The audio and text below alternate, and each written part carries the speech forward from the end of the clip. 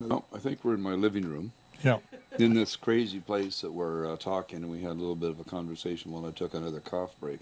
I apologize to everybody. This is I have been looking forward to talking to Kenji like this for a long time. I wanted to talk to him just when they canceled my daily television show, and so we're 7 years later getting around to this, and a lot of water under the bridge, and a lot Yeah. of bridge over the water. Because they're building new bridges all over the place. So we've got you.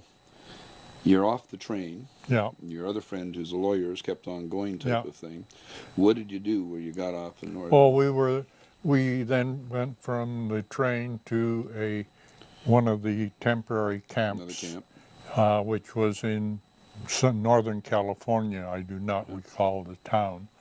And then the day after we arrived, we were one of the first batch to be put on the train to go into Colorado. Another train. So you go over to Colorado to a camp called what, Amache or something, or? Well, the train itself, Amache is not far. Well, the closest town of any size is it Dodge City, Kansas?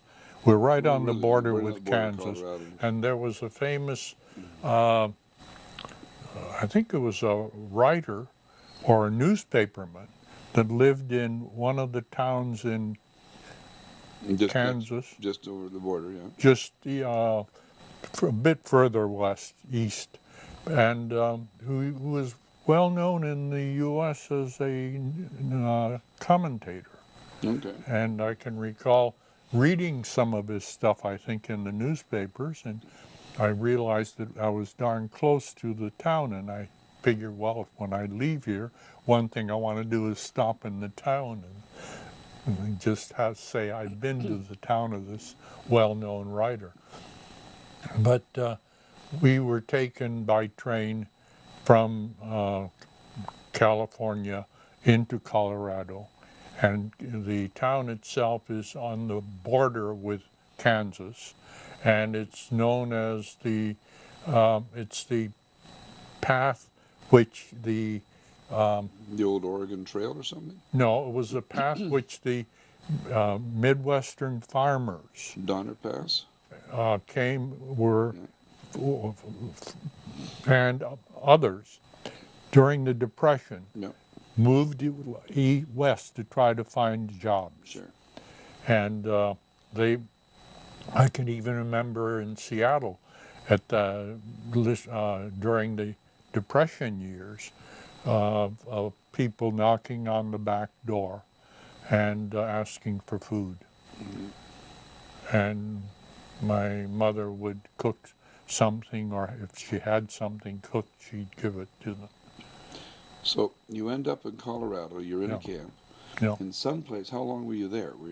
When did you get back? Because you ended up at Oberlin University. Oh, well, right as soon as war broke out, the president of the University of Washington had written to presidents of universities all across the U.S. Describing what was happening and encouraging the presidents to accept students who were being forced to leave the University of Washington. Because what was happening is they were just moving the Japanese off the coast. That's right. So that they couldn't light fires or something, light signal fires. Well, that was the initial period. It was unclear how far one could go, but other people had been encouraged to leave on their own if they so desired, and given a week or so to leave.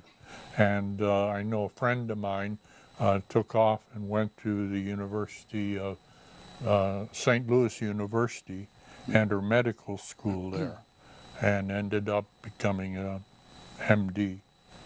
But and a number of us had applied for entrance to colleges.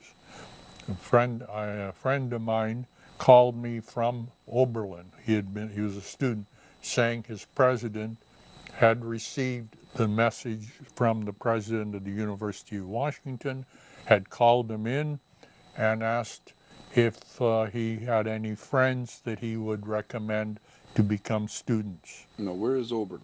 It's in Ohio, It's in just Ohio. southwest of Cleveland. Just southwest of Cleveland. Okay. Yeah, So it's up north. off northern, Yeah, northern Ohio. not far from Not far the from Great lake, Lakes. Not far from the lake. So you're No, back on water, but near the not. Great Lakes. Okay. And so, actually, I indicated I was interested in going to Oberlin when this friend called, and the Oberlin asked me to send whatever credentials I could, and within a week or two, they had accepted me. So you left Colorado. Did you ever get to stop and see the fellow that was the writer? No, Never got but to stop. the first one to be released from any kind of quote captivity was my father, because at the hearing, they said he should be paroled. Yeah. And so he was then able to go from the hearing virtually directly to Spokane, which was outside the Yes. exclusion zone. Yes. And so he had friends. My dad had been involved with recruiting the railroad workers for the Great Northern Railway. And so he used to regularly travel to the various campsites that had been built for the The railway workers, the workers. section foreman, and yeah. Yeah, I mean, those track maintenance, that sort of thing. And so after he had been told that he was to be paroled, that he wasn't a serious danger, he was able to go to Spokane. We were still in camp, Yeah. but he was a free man in Spokane. So dad is running loose, and you guys are still That's behind right. four He walls. was just living well because he knew a lot of people in Spokane, having moved in and out, traveled there frequently. So he had friends, but he did want to join us. So by the time we got to Colorado, I mean, he could join us freely because it was a free area that he was perfectly able to travel to. So I can remember after we had been settled and gotten permission for him to join us, he came, and the first thing we noticed, my dad's years in Seattle, where he had been active in the community, and a lot of people had landed in Seattle on their way to California from Japan, Yes. and he had helped some of them in just getting the first-hand Getting knowledge started, yes. about Japan, about the U.S. So once he came to camp, people came from all over the camp. The camp itself, the bulk were from California, but he would He knew everyone, is what you're saying. he knew so many people. He could just sit outside our cabin, and he would have people come in and chat with him and saying, "Oh, do you remember me? I came through Seattle and you helped me this and that." So he was You have a very large amount of pride when you're talking like this. yeah. You know, it's so obvious that you. Oh yeah. Sort of the way I just talked about my father, who was part of it, but it was almost an honor to drive with them and see the end result of it. Well, as far as the Japanese community, he was almost the leader. Okay.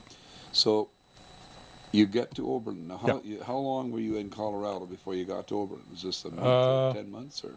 No, the major delay in getting to Oberlin was the need for an FBI clearance.